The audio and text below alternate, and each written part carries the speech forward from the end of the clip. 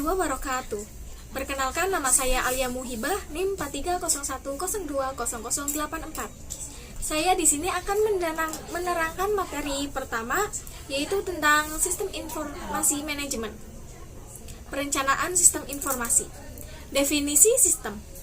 Sistem merupakan perangkat unsur yang paling terkait dalam suatu relasi di antara unsur-unsur tersebut dengan lingkungan.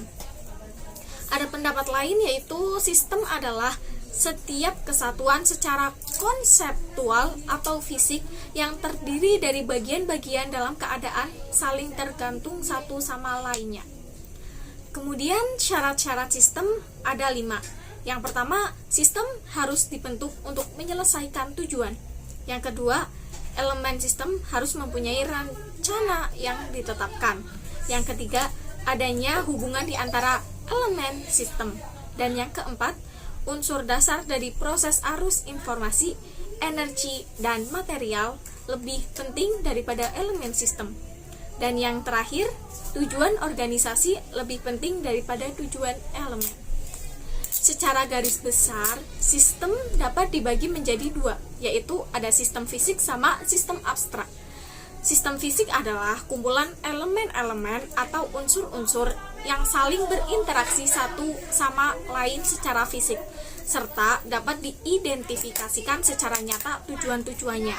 Contohnya, sistem transportasi elemen, yaitu meliputi petugas, ada mesin, ada organisasi yang menjalankan transportasi. Kemudian ada sistem komputer elemen, yaitu ada peralatan yang berfungsi bersama-sama untuk menjalankan pengolahan data. Yang kedua ada sistem abstrak. Apa sih sistem abstrak? Sistem abstrak adalah sistem yang dibentuk akibat terselenggarakannya ketergantungan ide dan tidak dapat diidentifikasikan secara nyata, tetapi dapat diuraikan elemen-elemennya. Contohnya, sistem teologi hubungan antara manusia dengan Tuhan. Kemudian ada karakteristik sistem, ada 5. Yang pertama organisasi, yang kedua interaksi, yang ketiga interdependensi, yang keempat integrasi, dan yang terakhir tujuan pokok. Kita akan membahas yang pertama organisasi. Organisasi itu mencakup struktur dan fungsi organisasi.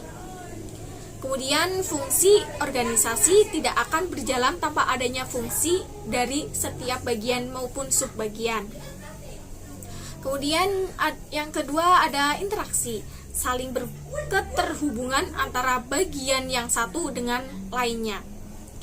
Kemudian yang ketiga ada interdependensi, ada bagian yang satu mempunyai ketergantungan dengan bagian yang lainnya. Contoh, bagian marketing saling bergantung dengan bagian produksi, dan bagian keuangan dan administrasi dalam hal penagihan pada customer. Kemudian yang keempat ada integrasi, suatu keterpaduan antara subsistem untuk mencari tujuan. Contohnya, bagian marketing mendapat pesanan 100 buah mobil, tapi hanya mampu menyediakan 50 unit. Untuk menangani masalah ini, diadakan kerjasama dengan perusahaan lain yang bergerak dalam bidang yang sama. Kemudian yang kelima dan yang terakhir yaitu main objektif, pemusatan tujuan yang sama dari masing-masing subsistem. Contohnya, suatu perusahaan memerlukan pemusatan tujuan. Kemudian klasifikasi sistem. Yang pertama, deterministic system, yaitu sistem di mana operasi-operasi input atau output yang terjadi di dalam dapat ditentukan atau diketahui dengan pasti. Kemudian ada probabilistic system, yaitu sistem yang input dan prosesnya dapat didefinisikan, tetapi output yang dihasilkan tidak dapat ditentukan dengan pasti. Selalu ada sedikit kesalahan atau penyimpangan terhadap ramalan jalannya sistem. Kemudian ada open system, sistem yang mengalami pertukaran energi, materi, dan atau informasi dengan lingkungannya. Sistem ini cenderung memiliki sifat adaptasi dan dapat menyesuaikan diri dengan lingkungannya sehingga dapat meneruskan eksistensinya. Kemudian ada closed system. Closed system yaitu sistem fisik di mana proses yang terjadi tidak mengalami pertukaran materi, energi, atau informasi dengan lingkungan di luar sistem tersebut. Kemudian yang kelima ada relative closed system, yaitu sistem yang tertutup tetapi tidak tertutup sama sekali untuk menerima pengaruh-pengaruh lain. Sistem ini dapat menerima pengaruh dari luar yang sudah didefinisikan dalam proses batas-batas tertentu. Kemudian yang keenam ada artificial system, yaitu sistem yang meniru kejadian dalam alam. Sistem ini dibentuk berdasarkan kejadian di alam di mana manusia tidak mampu melakukannya. Dengan kata lain, tiruan yang ada di alam. Kemudian yang ketujuh ada natural system, sistem yang dibentuk dari kejadian dalam alam. Contohnya ada laut, pantai, atmosfer, tata surya, dan lain-lain. Kemudian ada man-made system, yaitu sistem penjelasan tingkah laku yang meliputi keikutsertaan manusia. Sistem ini dapat digambarkan dalam cara-cara berikut: sistem manusia dengan manusia, sistem manusia dengan mesin, sistem mesin-mesin. Kemudian ada metode sistem. Yang pertama ada black box approach, suatu sistem di mana input dan outputnya dapat didefinisikan, tetapi prosesnya tidak diketahui atau tidak terdefinisi. Kemudian ada analytic system, suatu metode yang mencoba untuk melihat hubungan seluruh masalah untuk menyelidiki kesistematisan tujuan dari sistem yang tidak efektif dan evaluasi pilihan dalam bentuk ketidakefektifan dan biaya. Kemudian ada analisis sistem. Analisis sistem dapat didefinisikan sebagai penguraian dari suatu sistem informasi yang utuh ke dalam bagian-bagian komponennya dengan maksud untuk mengidentifikasikan dan mengevaluasi permasalahan, kesempatan-kesempatan, hambatan-hambatan yang terjadi, dan kebutuhan-kebutuhan yang diharapkan, sehingga dapat diusulkan perbaikan-perbaikan. Kemudian ada perencanaan sistem secara umum. Tujuan dari desain sistem secara umum adalah untuk memberikan gambaran secara umum kepada user tentang sistem yang baru. Desain sistem secara umum merupakan persiapan dari desain secara terinci. Desain secara umum mengidentifikasikan komponen-komponen sistem informasi yang akan didesain secara rinci. Desain terinci dimaksudkan untuk pemrograman komputer dan ahli teknik lainnya yang akan mengimplementasikan sistem.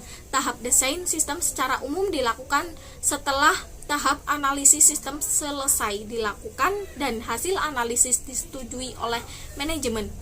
Pada tahap desain secara umum, komponen-komponen sistem informasi dirancang dengan tujuan untuk dikomunikasikan kepada user, bukan untuk pemrograman.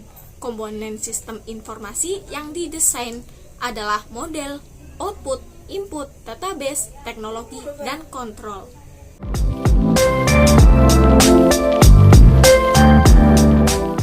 Kemudian materi yang kedua, saya akan menerangkan tentang metode pengembangan sistem informasi. Sebelum memulai pengembangan sebuah sistem informasi, yang perlu untuk dilakukan adalah memilih metode apa yang akan digunakan. Dalam dunia teknologi informasi, terdapat beberapa metode, yaitu waterfall, rapid application development, extreme programming, dan prototyping. Di waterfall adalah model pengembangan perangkat lunak yang menerangkan fase-fase berurut dan sistematis. Metode ini pertama kali dipakai pada tahun 1970. Metode ini terdiri dari 6 tahapan. Ada requirements, design, implementation, verification, dan patentation. Ya, terus tahapan-tahapan metode waterfall. Yang pertama ada tahapan rekayasa sistem, yaitu dimulai dengan mencari kebutuhan seluruh sistem untuk diterapkan dalam perangkat lunak. Kemudian yang kedua ada tahapan analisis kebutuhan. Pengembangan sistem membutuhkan komunikasi yang bertujuan memahami perangkat lunak yang diharapkan oleh pengguna dan keterbatasan perangkat lunak tersebut. Informasi ini biasanya diperoleh dengan teknik wawancara, diskusi, atau survei. Kemudian ada tahapan desain. Desain di sistem diaplikasikan dengan dasar dari hasil dari tahap-tahap sebelumnya. Kemudian yang keempat ada tahapan implementasi. Tahapan di mana seluruh desain dirubah menjadi kode program. Kode pada tahapan ini masih berupa modul yang akan diintegrasikan menjadi sistem yang lengkap. Kemudian ada tahapan integration and testing, yaitu pada tahapan ini dilakukan penggabungan modul-modul yang sudah dibuat dan dilakukan penguaian. Pada tahap ini dilakukan untuk mengetahui apakah software yang dibuat telah sesuai dengan desain dan fungsi, serta terdapat kesalahan ataukah tidak. Kemudian ada tahapan verifikasi. Tahapan ini klien atau pengguna akan menguji apakah sistem tersebut telah sesuai dengan yang dituju. Kemudian yang tahapan terakhir ada operation and maintenance, yaitu instalasi dan proses perbaikan sistem sesuai yang disetujui. Kemudian ada Rapid Application Protocol atau bisa disingkat RAD. Adalah metode pendekatan untuk membangun aplikasi dengan teknik instrumental. RAD menekankan siklus pembangunan pendek, singkat, dan cepat. Kemudian RAD menggunakan metode iteratif. Modul ini membuatkan resource yang banyak, cocok untuk membangun aplikasi skala besar. Assalamualaikum warahmatullahi wabarakatuh. Perkenalkan, nama saya Rafidatul Aqilah dengan NIM 4301020040 dari program studi komunikasi dan penyiaran Islam.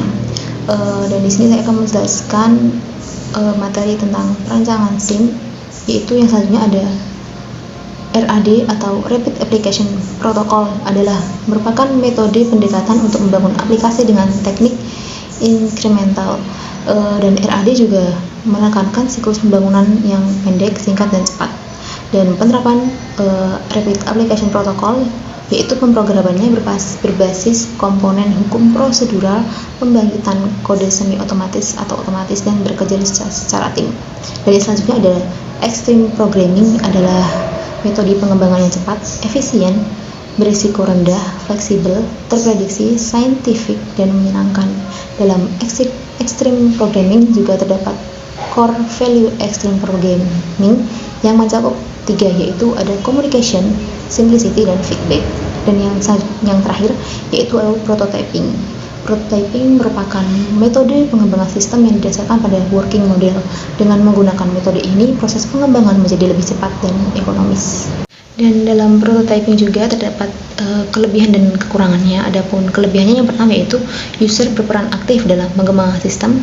Yang kedua, waktu menjadi singkat. Yang ketiga, adanya komunikasi antara user dan programmer. Dan yang terakhir, adanya programmer dapat bekerja lebih baik. Dan kekurangan dari prototyping yaitu kualitas aplikasinya belum teruji, teknik perancangannya kurang baik, dan bahasa dan algoritma yang digunakan sederhana.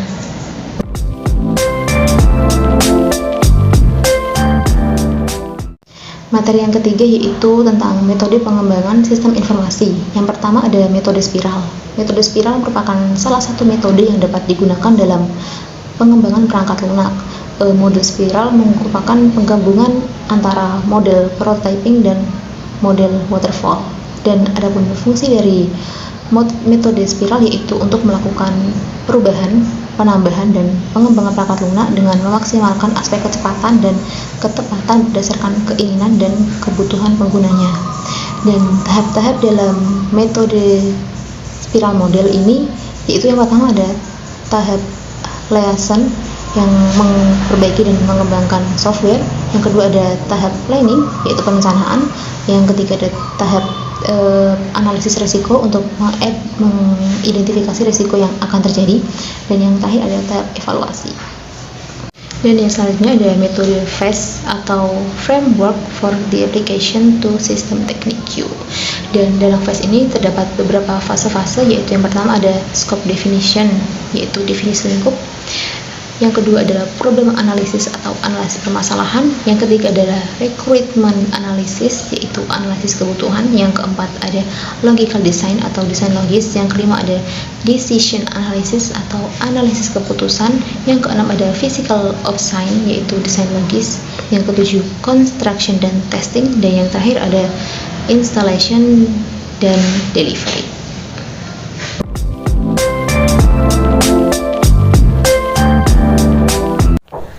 Saya Binta Mardiatu Zulfa akan menjelaskan materi yang keempat dan yang kelima. Yang pertama, saya akan menjelaskan materi yang keempat yang berjudul Langkah Perencanaan Strategis SI atau TI. Pendahuluan. Ada 3 sasaran upaya penerapan SI atau TI dalam suatu organisasi. Yang pertama, memperbaiki efisiensi. Yang kedua, meningkatkan keefektifan. Yang ketiga, memperbaiki daya saing. Rethinking business. Apa itu rethinking business? Rethinking business adalah mengkaji ulang bisnis melalui analisis masalah bisnis saat ini dan perubahan lingkungan serta pertimbangan IT sebagai solusi. Mengapa rethinking business dilakukan? Karena sering ditemukan bahwa penerapan IT kurang berpengaruh pada peningkatan kinerja dan kesuksesan bisnis organisasi maupun peningkatan daya saing organisasi. Hal ini terjadi akibat dari penerapan SI atau TI yang hanya berfokus pada sisi teknologi saja. Kemudian terdapat paradok produktivitas. Paradok produktivitas merupakan permasalahan di dalam penerapan SI atau TI pada suatu organisasi. Implementasi IT yang baik, namun sisi lain belum tergarap. Misalnya, keamanan, SDM, transparansi, dan lain-lain. Kemudian ada strategi SI dan TI. Yang pertama, sistem informasi menjawab apa? Misalnya, menentukan aplikasi sistem informasi apa yang dibutuhkan organisasi. Yang kedua, teknologi informasi menjawab bagaimana? Misalnya, sebuah organisasi menerapkan Executive Information System pada perusahaan.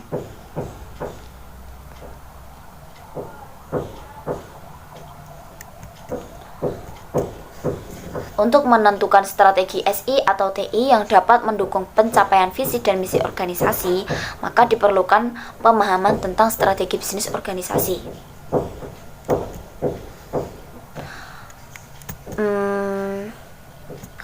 Perencanaan strategi SI atau TI merupakan proses identifikasi portofolio aplikasi SI berbasis komputer yang akan mendukung organisasinya dalam pelaksanaan rencana bisnis dan merealisasikan tujuan bisnis.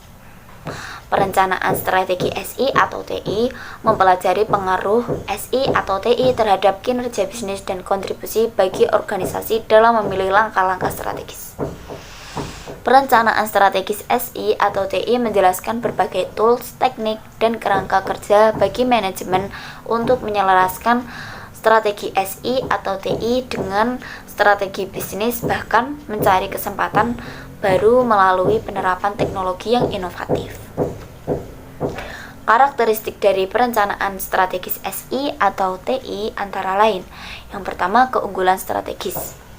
Yang kedua, adanya arahan dari eksekutif atau senior. Yang ketiga, terdapat pendekatan utama berbagai inovasi, pengguna, dan kombinasi pengembangan bottom up. Faktor penting dalam perencanaan strategis adalah menggunakan metodologi. Metodologi adalah kumpulan metode atau suatu cara yang digunakan untuk melakukan sesuatu. Tujuan metodologi yaitu meminimalisir risiko kegagalan, memastikan keterlibatan semua pihak yang berkepentingan, dan menekankan kepada proses sasaran yang ditentukan.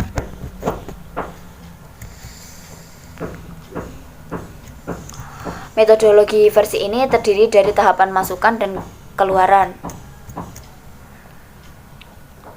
Kemudian terdapat analisis SWOT. Analisis SWOT dipetakan berdasarkan dari hasil analisis lingkungan untuk mengidentifikasi kekuatan, kelemahan, peluang, dan ancaman. Kemudian terdapat Critical Success Factor atau CSF.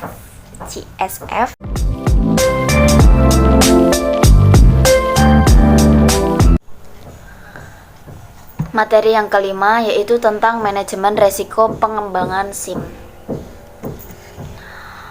Yang pertama, resiko adalah suatu umpan balik negatif yang timbul dari suatu kegiatan dengan tingkat probabilitas berbeda untuk setiap kegiatan. Nah, resiko ini dapat diperkecil melalui dengan cara menganalisa serta memperkirakan timbulnya suatu resiko dalam suatu kegiatan disebut sebagai manajemen risiko.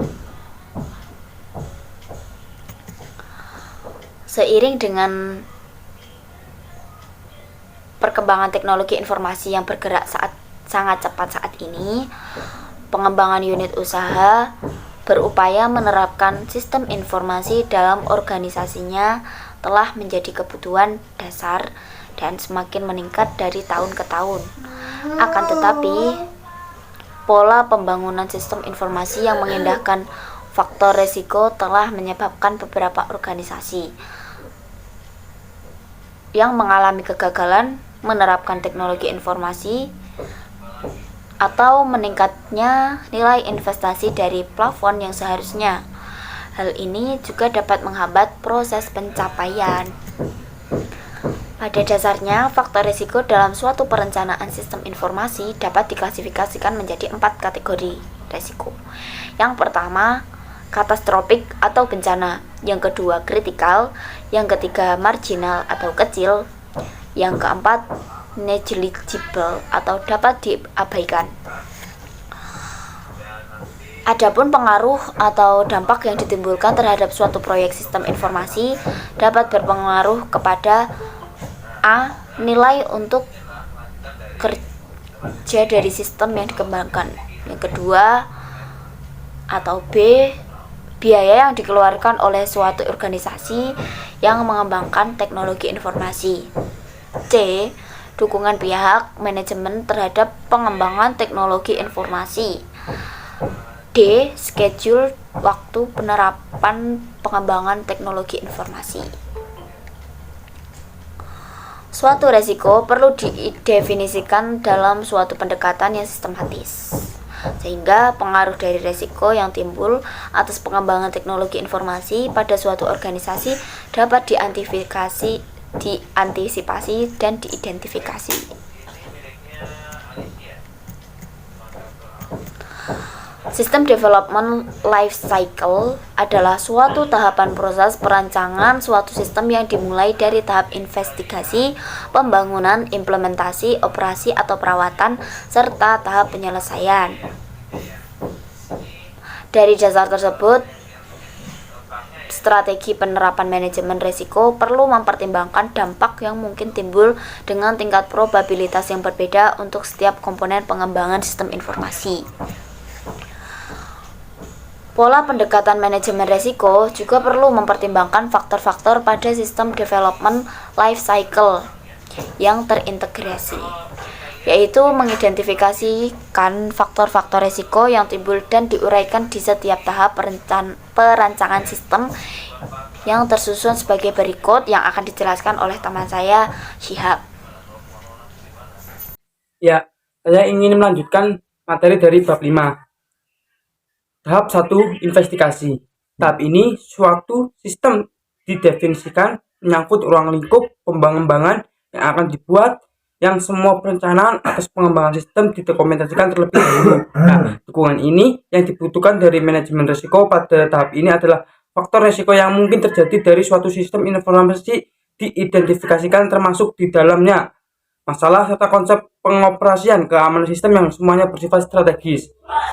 2. Tahap pengembangan. Nah, tahap ini merupakan tahap di mana suatu sistem informasi dirancang, pembelian komponen pendukung sistem dilaksanakan, aplikasi disusun dalam program tertentu atau masa di mana konstruksi atau sistem dilaksanakan. Nah, pada proses ini faktor resiko diidentifikasikan selama tahap ini dilalui dapat berupa analisa atas keamanan sistem sampai dengan kemungkinan yang timbul selama masa konstruksi sistem dilaksanakan. 3. Tahap implementasi. Nah, tahap ini kebutuhan atas keamanan sistem dikonfigurasikan. Aplikasi sistem diuji coba sampai pada verifikasi atas suatu sistem informasi. Pada tahap ini, faktor risiko dirancang guna mendukung proses pelaksanaan atas implementasi sistem informasi sehingga kebutuhan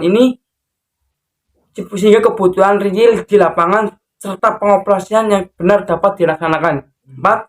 Tahap pengoperasian dan perawatan. Nah, tahap ini merupakan tahap di mana sistem informasi telah berjalan sebagaimana mestinya. Tetapi secara berkala sistem membutuhkan modifikasi penambahan berupa tenaga pendukung operasi, perbaikan kebijakan maupun prosedur dari suatu organisasi. Nah, pada tahap ini manajemen risiko lebih menitik beratkan pada kontrol berkala dari semua faktor yang membutuhkan berjalannya sistem. Nah, seperti perangkat kertas, perangkat lunak, analisa sumber daya manusia, analisa basis data, maupun analisa atas jaringan sistem informasi yang ada. Nah, yang kelima yaitu tahap penyelesaian atau penyebaran.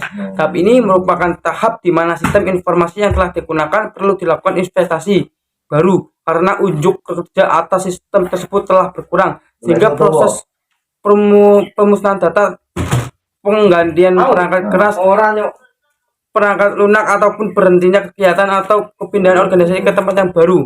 Nah, setelah pola pendekatan manajemen risiko didefinisikan dalam masing-masing tahap SDLC, maka tahap selanjutnya adalah menilai manajemen risiko dalam metodologi tertentu. Nah, upaya memberikan penilaian atas dampak risiko dalam pengembangan sistem informasi perlu dilakukan secara urut karena dapat memberikan gambaran atas besar atau kecilnya dampak ancaman yang mungkin timbul selama proses pengembangan sistem.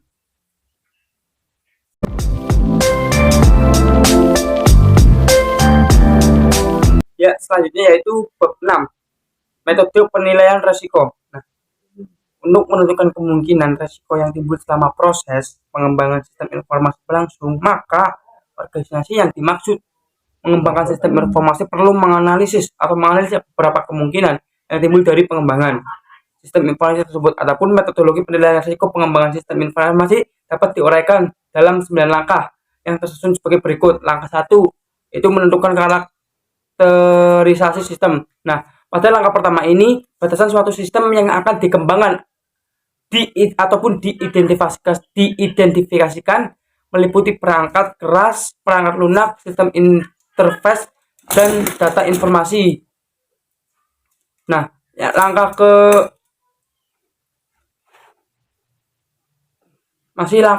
ke-1 yaitu beberapa hal tambahan yang dapat diklarifikasikan pada karakteristik sistem selain hal tersebut di atas, seperti bentuk dari arsitektur keamanan sistem, kebijakan yang dibuat dalam penanganan keamanan sistem informasi, bentuk topoksi jaringan komputer yang dimiliki oleh organisasi tersebut, manajemen pengawasan yang dipakai pada sistem TI di organisasi tersebut ataupun IT di organisasi tersebut, dan hal lain yang berhubungan dengan masalah keamanan seputar penerapan teknologi informasi di organisasi yang bermaksud mengembangkan semua informasi. Masih di langkah 1 yaitu adapun teknik mengumpulkan informasi yang dapat diterapkan pada langkah ini meliputi yaitu membuat daftar kuesioner, yang itu yaitu interview, yang ketiga yaitu review atas dokumen, yang keempat yaitu penerapan tool. Nah, terus langkah kedua pada bab ini yaitu mengidentifikasi ancaman-ancaman. Nah, ancaman adalah aksi yang terjadi baik dari dalam sistem maupun dari luar sistem yang dapat mengganggu keseimbangan sistem informasi. Nah, timbulnya ancaman dapat dipicu oleh suatu kondisi dari sumber ancaman. Sumber ancaman dapat muncul dari kegiatan pengolahan informasi yang berasal dari 3 hal utama, yaitu 1 ancaman alam, 2 ancaman manusia, 3 ancaman lingkungan. Nah, ancaman yang berasal dari manusia memiliki karakteristik tersendiri serta memiliki alasan sendiri dalam melakukan gangguan terhadap sistem informasi yang ada. Adapun alasan yang timbul dari ancaman manusia, hal ini dapat didefinisikan dalam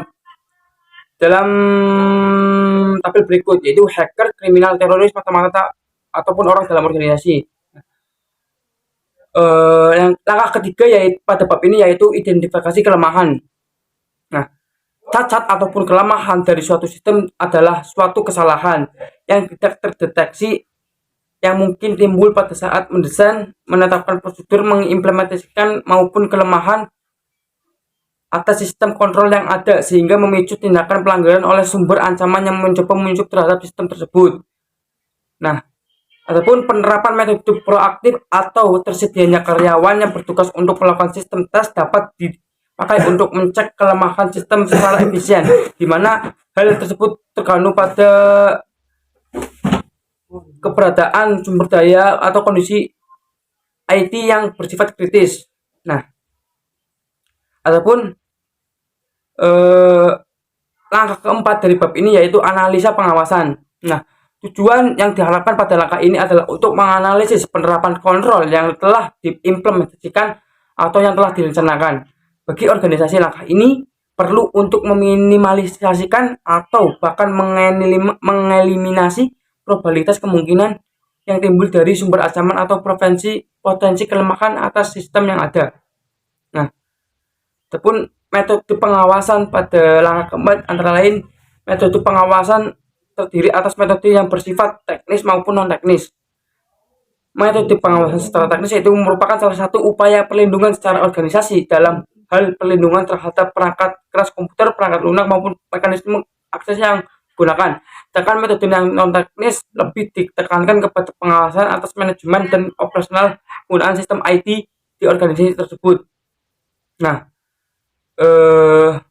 ataupun langkah kelima pada bab terakhir ini yaitu menerapkan beberapa kemungkinan. Nah, pada langkah ini semua skalabilitas kemungkinan yang mungkin timbul dari kelemahan sistem didefinisikan. Terdapat beberapa faktor yang baru ataupun yang perlu dipertimbangkan dalam upaya mendefinisikan skalabilitas seperti motif dan kapabilitas dari sumber ancaman.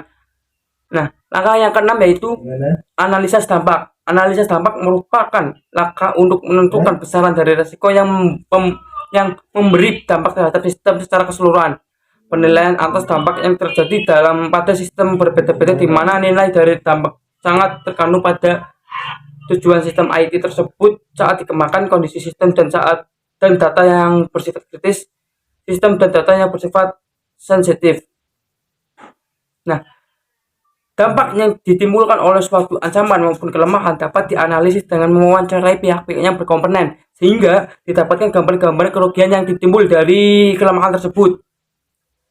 Nah, terus dampak yang timbul dampak ataupun kerugian yang timbul dari suatu resiko dikategorikan dalam 3 hal ataupun 3 kemungkinan, yang mana dampak tersebut dapat berkonsekuensi atas satu kombinasi dari ketiga hal tersebut. Itu A, dampak atas confidentiality atau kenyamanan. Yang ke B, dampak atas integrity atau integritas. Yang ke C, dampak atas availability atau ketersediaan. Nah, pun langkah ke-7 pada bab terakhir ini yaitu tahap penentuan resiko. Dalam tahap ini dampak resiko didefinisikan dalam bentuk matriks sehingga resiko dapat terukur. Bentuk dari matriks tersebut dapat berupa matriks yang terkandung dari bentuk ancaman dan dampak yang ditimbulkan. Probabilitas dari setiap ancaman dan dampak yang ditimbulkan dibuat dalam suatu skala, misalkan probabilitas yang timbul dari suatu ancaman pada langkah kelima di skala dalam nilai 1.0 untuk tingkat katastrofis, 0,7 untuk tingkat kritikal, 0,4 untuk tingkat marginal, dan 0,1 untuk tingkat negligible. Nah, langkah 8 pada bab ini yaitu rekomendasi kontrol. Setelah langkah mendefinisikan suatu resiko dalam skala tertentu, langkah ke-8 ini adalah membuat suatu rekomendasi dari hasil matriks yang dibuat, di mana rekomendasi tersebut meliputi beberapa hal sebagai berikut, yaitu rekomendasi tingkat keefektivitasan suatu sistem secara keseluruhan, rekomendasi yang berhubungan dengan regulasi dan undang-undang yang berlaku, rekomendasi atas kebijakan organisasi, dan lain-lain. Langkah yang ke-9 ataupun langkah terakhir pada bab ini yaitu dokumentasi hasil pekerjaan. Nah, Langkah ini ataupun langkah terakhir ini dari pekerjaan adalah pembuatan laporan hasil investigasi atas resiko bidang sistem informasi. Laporan ini bersifat laporan manajemen yang digunakan untuk melakukan proses mitigasi atas risiko di kemudian hari. Jadi, pendekatan manajemen risiko dalam pembangunan IT merupakan proses penting untuk menghindari segala kemungkinan yang terjadi saat IT tersebut dalam proses pengembangan maupun saat maintenance dari IT dilaksanakan. Proses penganalisis dampak risiko dapat disusun dalam bentuk matriks dampak untuk memudahkan para pengambil kebijakan pada proses mitigasi risiko. Sekian yang dapat kami sampaikan. Kurang lebihnya mohon maaf. Wassalamualaikum warahmatullahi wabarakatuh.